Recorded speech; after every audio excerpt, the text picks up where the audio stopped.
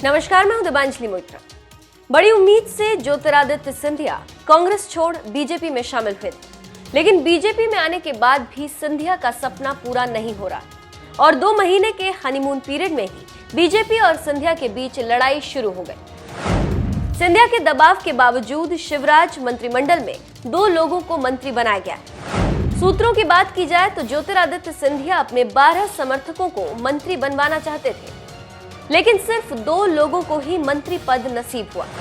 इसी बीच खबर है कि सिंधिया के लगातार दबाव बनाने से संघ और बीजेपी काफी नाराज है।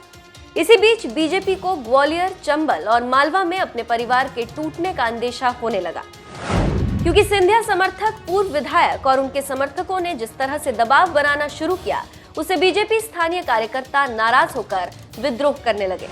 आपको याद होगा कि कुछ सिंधिया समर्थक अति उत्साह में भोपाल में बयानबाजी शुरू कर दी और कहना शुरू कर दिया कि ज्योतिरादित्य सिंधिया को केंद्र में मंत्री बनाया जाए। इसके साथ ही साथ मध्य प्रदेश में पुराने विधायक जो 2 से 3 बार से विधायक हैं, वो भी मंत्री बनने के लिए दबाव बना रहे हैं। इसके साथ ही जो पूर्व में विधायक हार गए थे, वो अब उपचुनाव में विधायकी का टिकट मांग रहे हैं, जिससे मध्य प्रदेश बीजेपी में सिंधिया परेशानी का सबब बनते जा रहे हैं।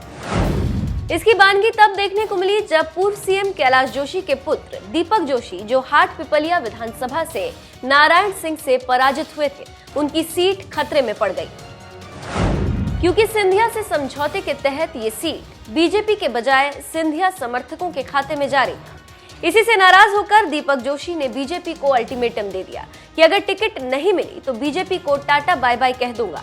इसको लेकर मध्य प्रदेश बीजेपी इकाई टेंशन में है कि वो करे क्या, धरे क्या। उसको अफसोस हो रहा है कि गठबंधन क्यों। इन्हीं सब बातों से राजनीतिक विश्लेषक अब ये कहने लगे हैं कि अब ये गठबंधन चलने वाला नहीं और ये गठबंधन शुरू होने से पहले ही मरणासन पर आ गया। अब देखना होगा कि इसका अंत कब होता है, ये तो आने वाले समय में पता चलेगा। फिलहाल तो बीजेपी ज्योतिरादित्य को लेकर असमंजस में है कि अब क्या किया जाए।